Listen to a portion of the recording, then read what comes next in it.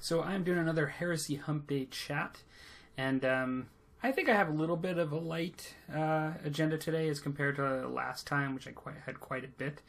But having said that, it was a bit of a shorter video with a bigger agenda last time. So we'll see how this goes, because sometimes it can go, it's just hard to say how long I'll talk for. And so I have, as usual, I have a sponsored alcohol this evening.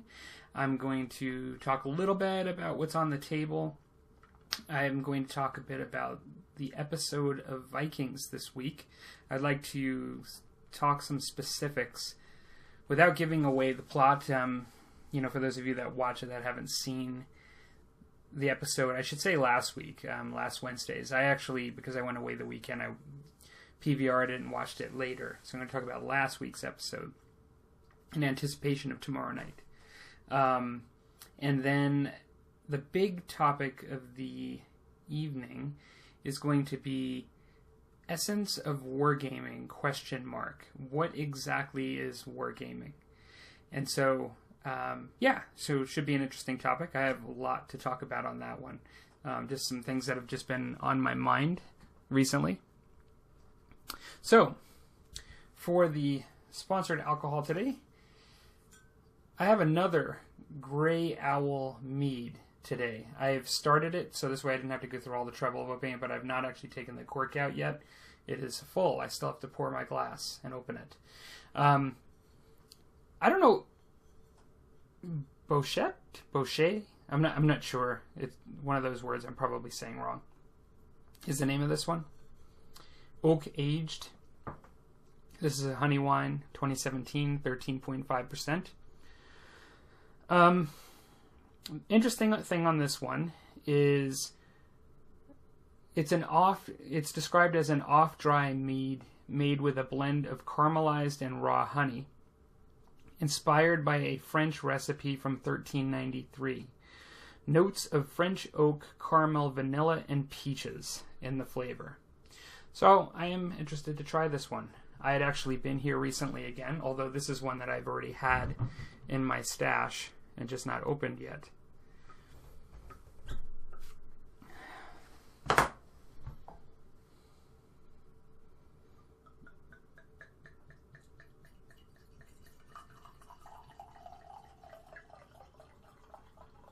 There we go, a nice glass. This is a wine style mead, not a beer style, for those of you familiar with mead. So I drink it out of a wine glass.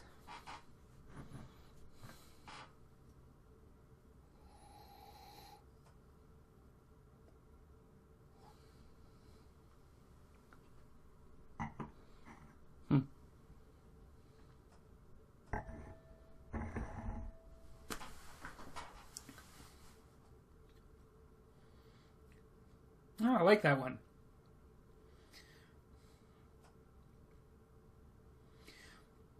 I taste the oak. I like that flavor, actually. I'd say I probably taste right off the bat the oak and the caramel. The caramel.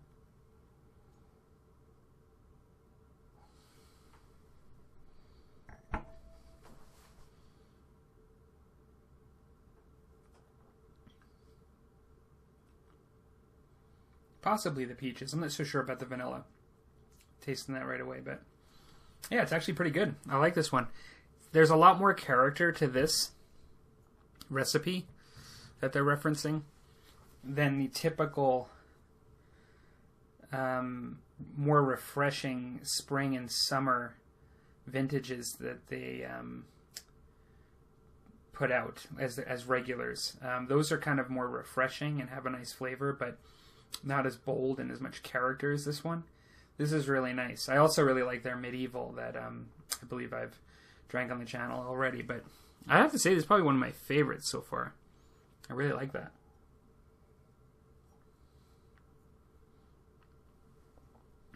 There is carbonation, but it's not nearly as carbonated as some of them. So, I hope you guys enjoyed the little display of the Beastmen that I did yesterday. I'm for the table down today. I was going to see whether I could get away without actually pulling out my camcorder and doing an actual table down, because really I'm just showing prime miniatures that I've already shown today, but I just wanted to compare and show really just how I was going to do these other guys. I think what I might do is just while I'm here, I'm going to throw myself in the corner while I do the table down of this video, and I'm just going to quickly, with my camcorder here, just show my miniatures that I'm doing next and the ones that I'm going to kind of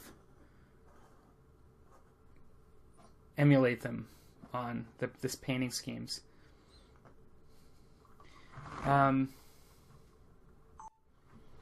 So I have this hound here, and let's see if we can get in focus.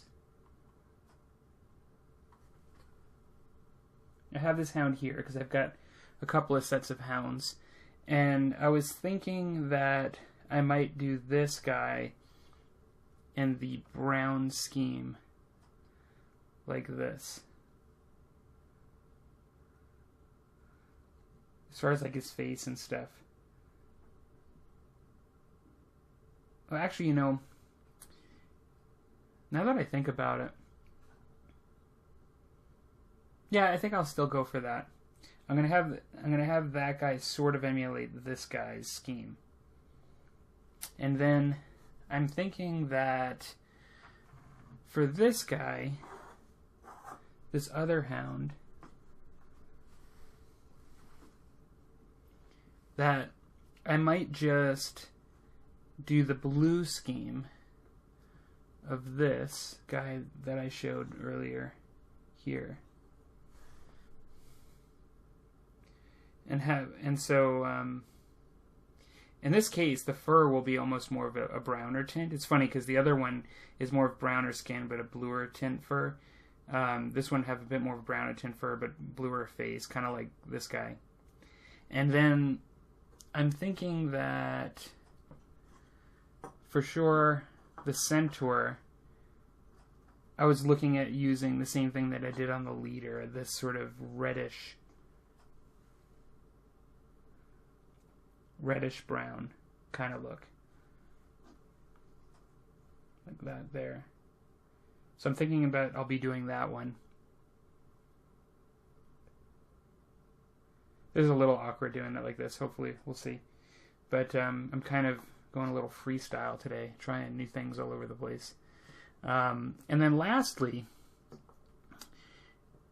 I appreciate the comments that I've gotten in the video so far. I haven't answered them yet, because I'm actually recording this the day before. I've just, not too long ago, put up the video for the display.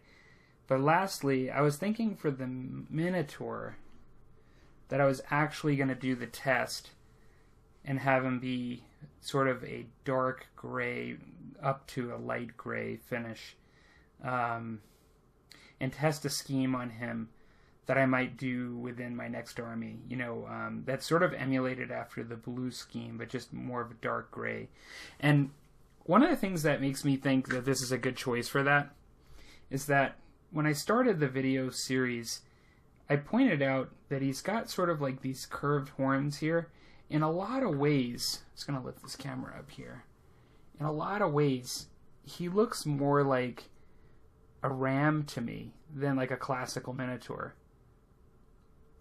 And so I was looking at pictures at rams, And, you know, rams can really come in a lot of different colorations. But I was thinking that might even make more sense as to why he might be a lighter color than a brown color. Although rams can be brown too, for sure. They oftentimes can vary between like a mottled gray and light brown to various grays and light browns. But I was thinking it might be a good one to try out, really to show a distinction anyway, from the other Old Hammer miniatures that I'll be doing that have more the cow bull sort of style horns. So interested in what people think about that. I think in some ways with the Mordheim, band here that I'm doing, I kind of get the opportunity to try some different things out. It's just a little warband company in isolation that I can do different characters with different paint schemes and things and have fun with it. Once I get to the bigger army, although I'm going to have some varied paint schemes of the various beastmen, I'm still going to try to have a bit of a cohesive look to it as well. So yeah, so I think that's it for that. That's kind of my next steps here. So yeah, so topics now of the evening.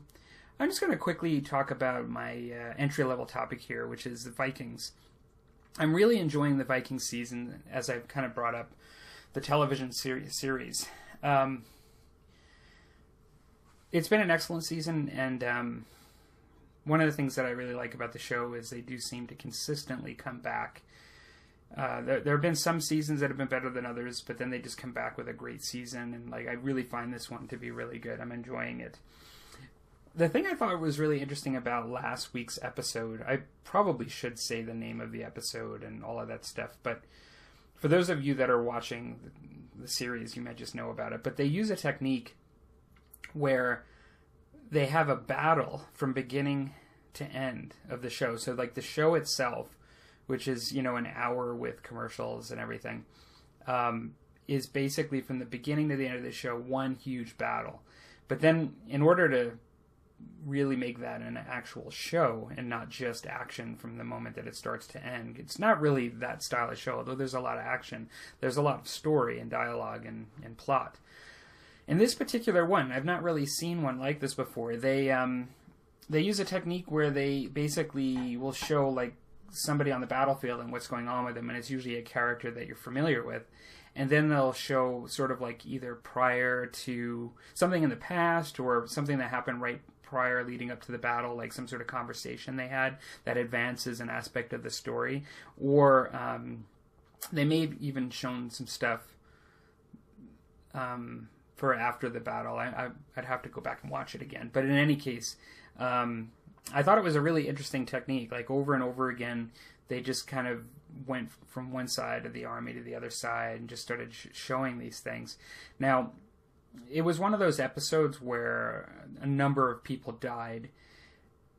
I'm struggling to think. I don't think they really killed off anyone that's an absolute core character to the story, but they killed off definitely at least one major supporting character, you know, somebody that was, you know, important in a role within the story, and then they killed off some others as well that and so, you know, being that it was a big battle, I guess it made sense that some people died.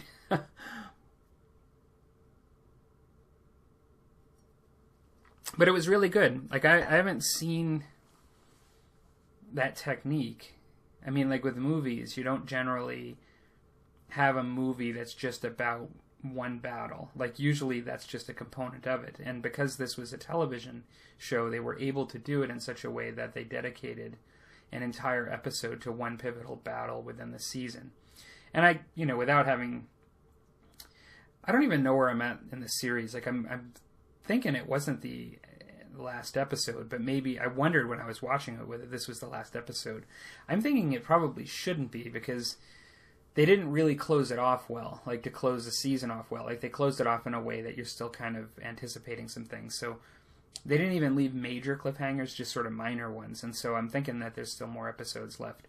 But they were able to do an episode that dedicated to one battle, which I've never seen before, but they did it in this way where they made it like a story inside this battle. Like, now there were parts to it where they got a little.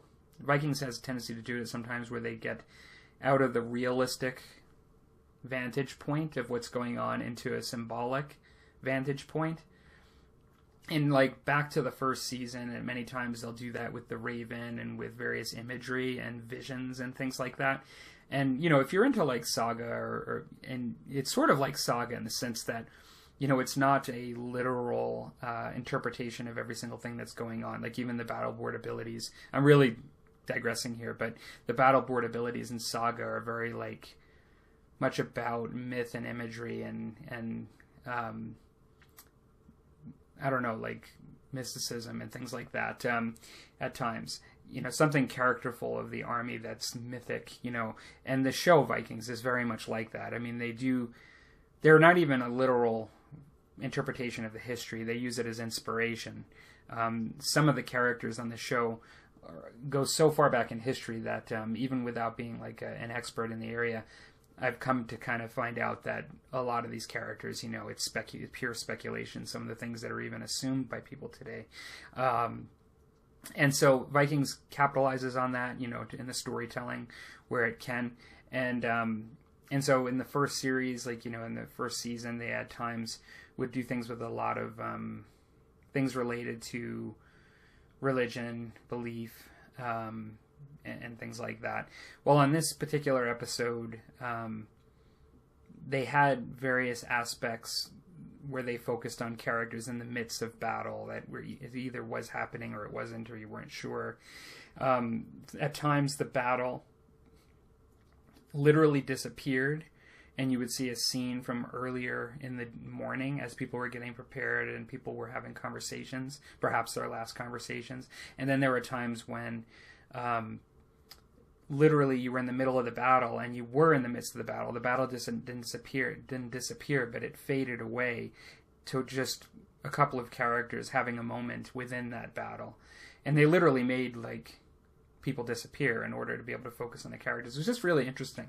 I kind of, for those of you, I think it's Mary that had commented in a prior video in the past that he really likes the Vikings series. I know there's a few that like it, but I'm interested in what you guys think of the episode, or if you enjoyed that.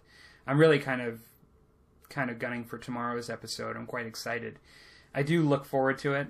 I work in the evening of that show, and I'm always coming home from work, and like on Wednesdays when it plays, I always basically look forward to coming back from work and kind of ending my day with the new episode of Vikings when it is on.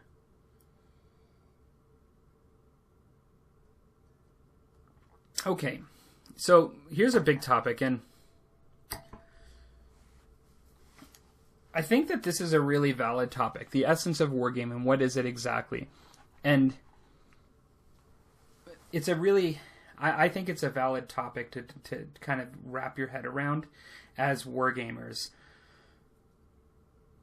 Even though, in the end, you can kind of just say it is what it is. I mean, it is what you want it to be. It is what people play it as. It doesn't necessarily bound by history of wargaming.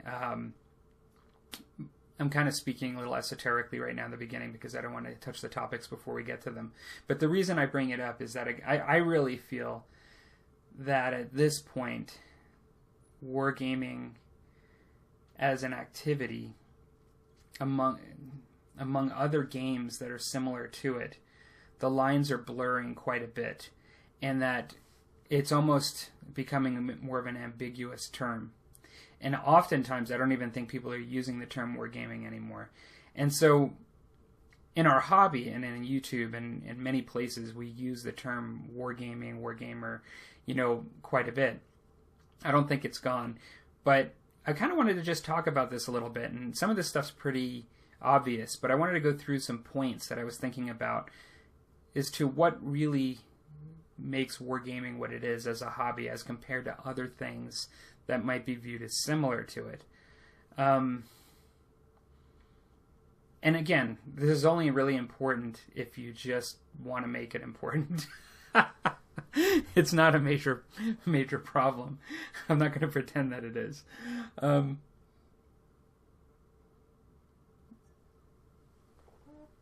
So we have three things that come to mind, and there can be more. But we have wargaming, tabletop wargaming, classical sort of wargaming. And then we have board games and board gaming, which has just exploded, really. I mean, I'm not a board gamer, and so I think I've not even fully appreciated until much later as to how popular it's become. And then on top of that, we also have RPGs, and role-playing games, which I think can blur the lines at times because they use miniatures as well at times. That also can bleed into the style of games that are coming out and how they're described and what they contain. Now, I guess at first glance, I think of it at a very simple level, a board game is a game with a board, and you're playing on a board, and you might think that it's defined as a board game, potentially, as the spatial control of your pieces and the way the rules interact with those spatial pieces. That maybe there's a type of grid in the game that you actually are on a physical board, and perhaps that defines it as a board game. Before I go on too much further, I will just say that I'm not claiming to be an authority on this. This is just me thinking out loud on Heresy Hump Day. And I'm actually really interested in this topic, that people leave comments below on anything that I say, because I'm kind of interested in the discussion that generates from this.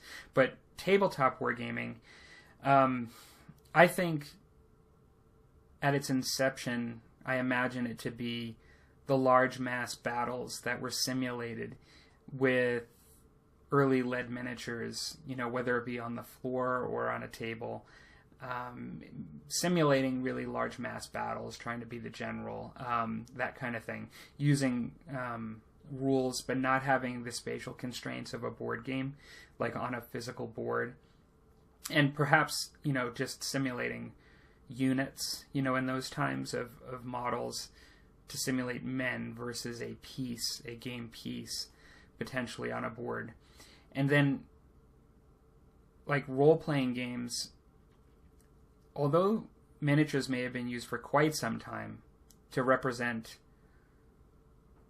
sort of a piece on a table, or to just try to represent spatial distances between characters and monsters and things like that, and I'm thinking back to D&D, I also think quite a bit about the theater of the mind sort of type and style of play that was found in early D&D, where it was all just in your head. That's how I played, and it was just all imagination. And so when you think of character creation and a game where you could potentially just play it in your mind without anything physical on the table, that's sort of one extreme way, I think, to play RPGs, and it could be a characteristic of early RPG games.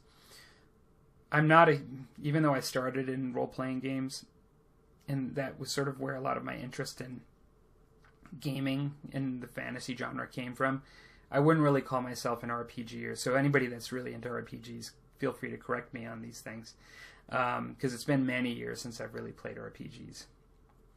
So if I take that as sort of general observations between the three, one of the things I would ask myself about the board game piece, and about it being about spatial anomalies, or not anomalies, but relation on a board versus on an open floor or open table, is a grid, not the physical board per se, but is a grid, and having your pieces on a grid platform where it dictates where you can move them and where they need to be.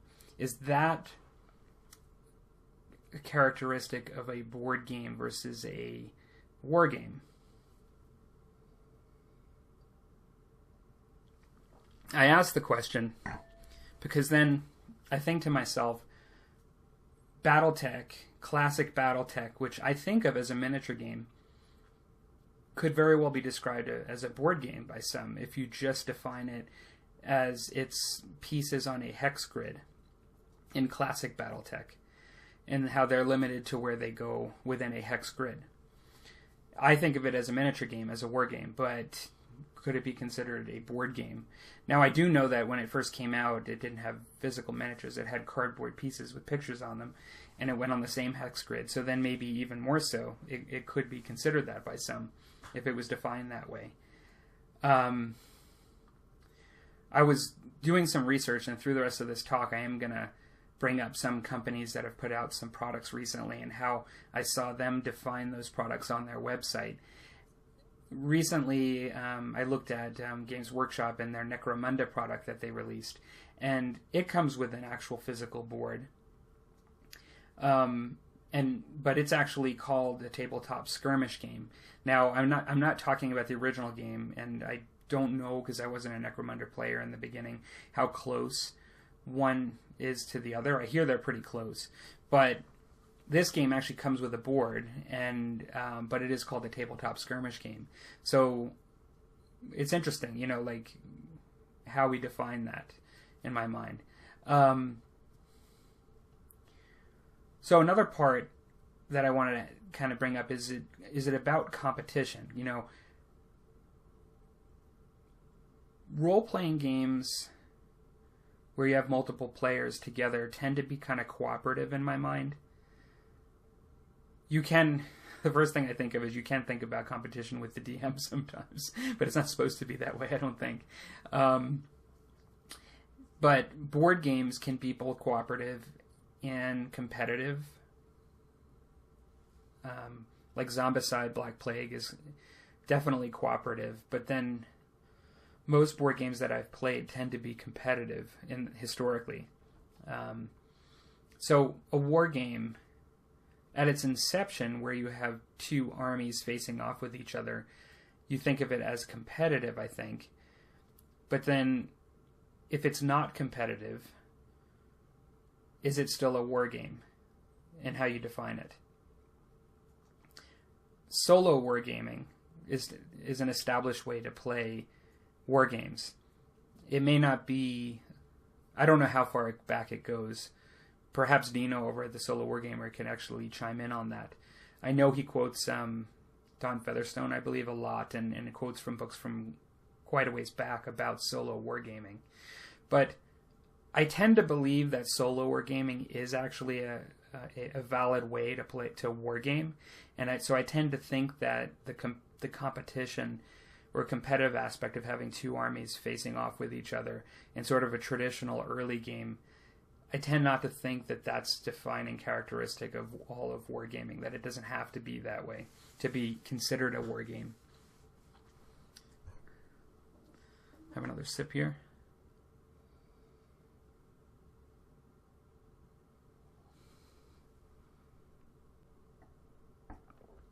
So, another aspect of wargaming for that original gaming is sort of these ideas of armies. So large units, and you can have leaders and things, I know, and such, like maybe like consider something like Napoleonics. I mean, you'll have your officers, but is that a defining aspect of wargaming, that it's an army versus an army game? Or, because even if it's considered a skirmish game, you can still call it an army versus army game, just less models. But what about characters and character development? It seems, I've kind of just thinking off the top of my head here, but I've seen a number of games where you do develop a character in the course of what we would call a tabletop miniatures game. You know, I've seen Old West games where you seem to build the character, and you know, you can choose things like you're going to equip him with this, you're going to equip him with that, he might have this skill.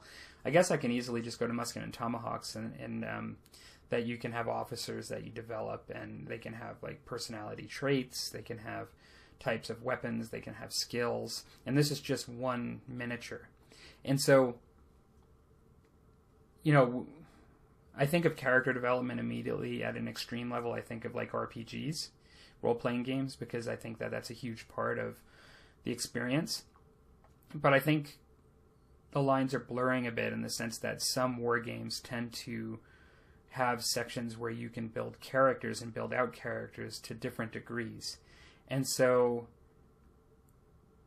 I don't really see lack of character development as a characteristic necessarily of tabletop war games, although I see it as something that seems to be a gray area. You know, it's not a defining characteristic, but you actually have it in some versus other games. I have all these points that I want to go through on this because I thought about this and having a sip of meat between each one.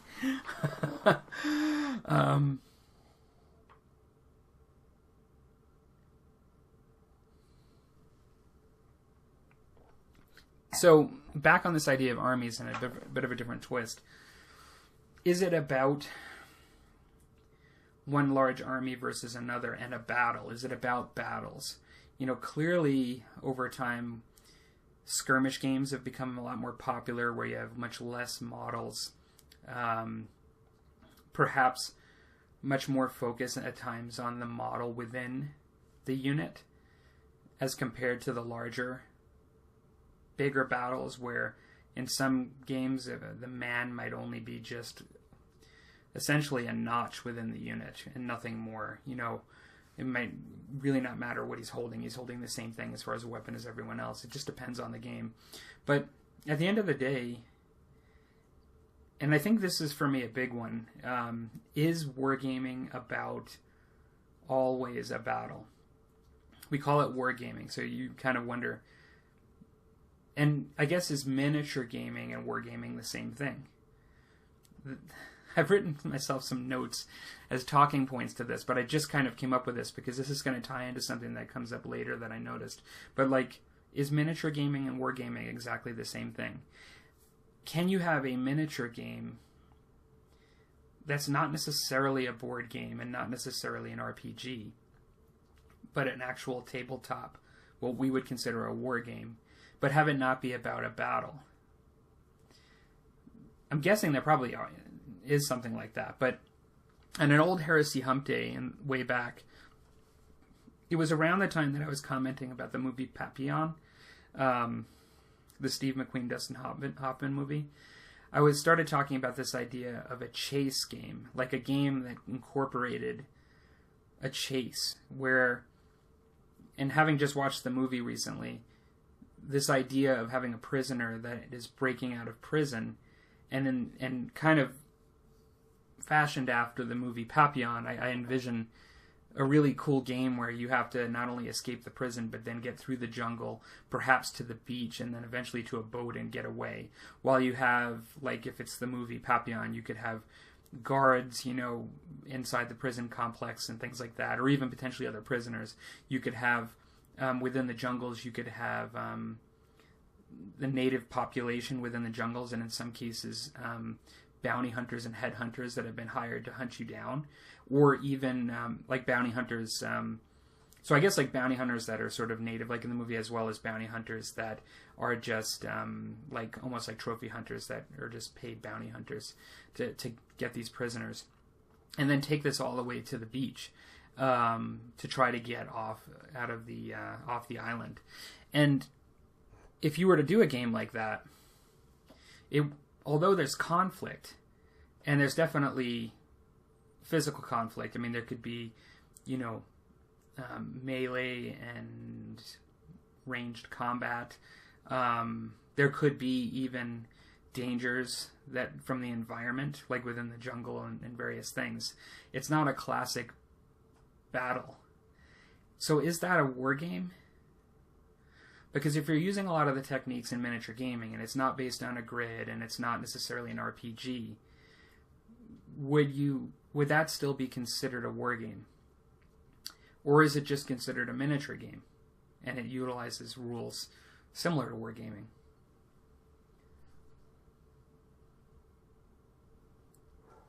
In of itself, it may not really matter, but I'm going to actually just talk about some further points as to why I kind of feel like there's a bit of an ambiguity that's developing, and it may be because of the continual explosion of board games and its use of miniatures, and then also potentially to some degree RPGs, but then not because of them, but also like within miniature gaming itself, them borrowing from those other genres as well.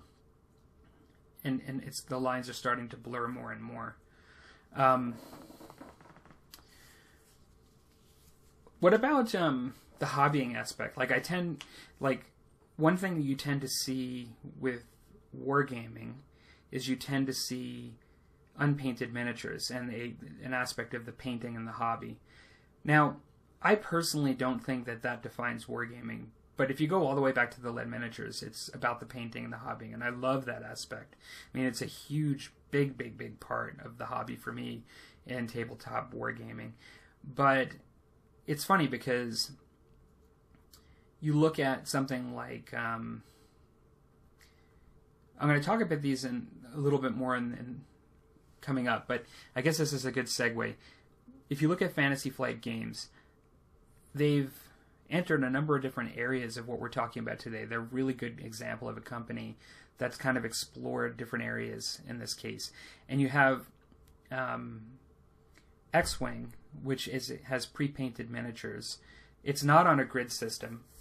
In many respects, you could almost feel like it is like a war game. You have Imperial Assault, which seems to, because I don't play it, but it has unpainted miniatures, but it actually is kind of like on a board, and it has like sort of scenarios and a board. It almost looks like a bit of a board game. And then you have Star Wars Legion, which is coming out. And for all intents and purposes, I think that's the one that the war gamers were like, this is the war game, because it's not on a grid system. It's completely on the table, utilizing a table surface without like a predefined board, and it has unpainted miniatures. And you're fielding things oftentimes in squads, if not leader kind of type of characters, Darth Vader and things like that. But you also have your squads, and it's sort of built like a war game. But now, is the painting part does that even matter? What I mean, not from the fun aspect, but just in the definition of it being a war game. I tend to think it isn't. I think it's more about the game. It just seems to me that historically, painting miniatures has been part of wargaming, and that's why we tend to do that. It's funny because when you look at how Fantasy Flight Games on their actual webpage define the three games that I just mentioned, they don't use wargaming at all. They don't call this hobby wargaming. For Star Wars Legion, they call it a miniature game, which, it's different than calling it like a tabletop war game. It's a miniatures game is what they say. They call X-Wing a miniatures game. But then Imperial Assault, they refer to it in their adverts as a board game. And so they do make that definition between the two. I didn't go through every single product that they have, but I found it interesting that they actually use some different terms, for games that are kind of crossing into these different areas. But then also, they actually specifically use miniatures game. They don't call something a tabletop war game. So I thought that was interesting, and that they don't even go there. Now, it wouldn't be fair to actually look at Fantasy Flight Games and not look at Games Workshop, which is also, is historically a huge supplier to the tabletop miniatures wargaming market. And I decided to look, because I was pretty sure with that 40K, they'd be calling that, considering that either a miniatures game or a war game, tabletop war game. I think it always has historically been considered that. But what I was kind of interested in is their boxed games section on their website and what they consider those. And I looked through a couple of them, and I found it interesting. And some of this may be from the marketing perspective, nor here nor there. Like, I'd like to think, and I think probably there is some thought put into how they describe the product. I think I'd be naive to think that they don't put any thought into it. But it also may be just what they're trying to convey in an advert as well. But when Games Workshop, for for a Shadespire, they actually don't say what it is. Now it actually has an actual board and a grid on it with miniatures on it, and unlike many of their products, they don't actually define it as to what it is. I've had people describe it when talking to them as a board game, even though it has really nice miniatures. Necromunda, I don't think they actually said what it was. No, they called it a tabletop skirmish game, like I said earlier.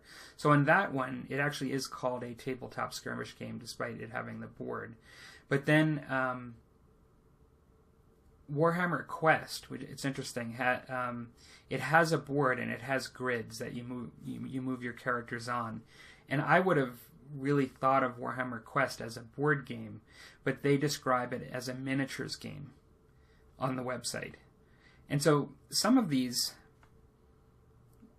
at times, I mean, some of them may make complete sense, but to some degree, the way it flips back and forth between these different names, it seems a little odd to me at times, and it just makes me think that within the industry, there's a bit of a blurring going on, and at times, it may even be more which kind of market they're trying to hit and less about what it actually is. I'm not sure what you guys think about that.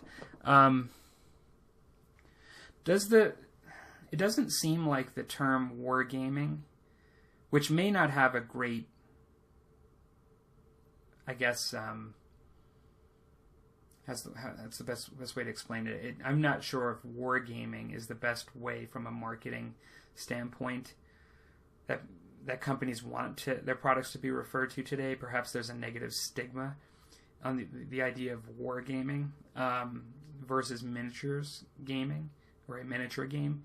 Perhaps that's one of the reasons why some of these companies are moving towards that term and just removing wargaming altogether from their marketing. But I guess, does wargaming have, at this point today, is it even referred to our hobby as wargaming anymore from an industry perspective? That's kind of one of the things that I'm kind of curious about. I just find it interesting. When we see the variety of products that have come out and all of the variations on them, for some of the points that I brought up, there are a lot more.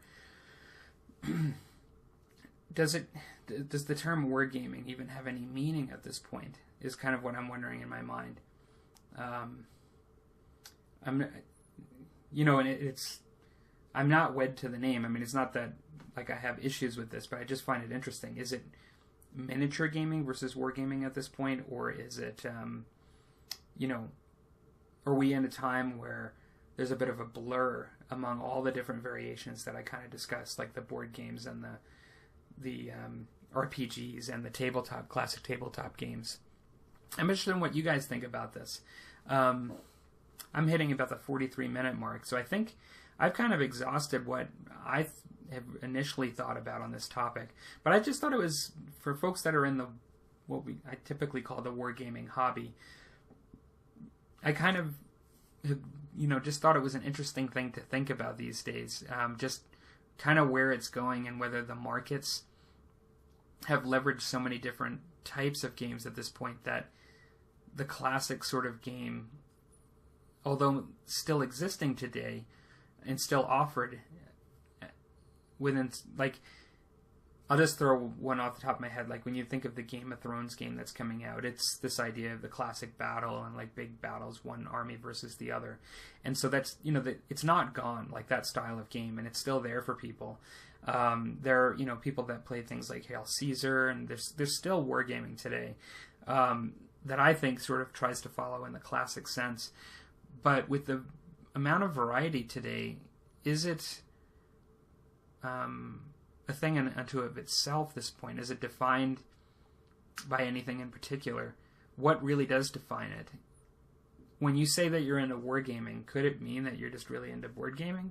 When you say that you're a wargamer or a miniatures, gamer, could it mean that you're really more of an RPG player, that it's really not that far from that because of the type of game that you're playing?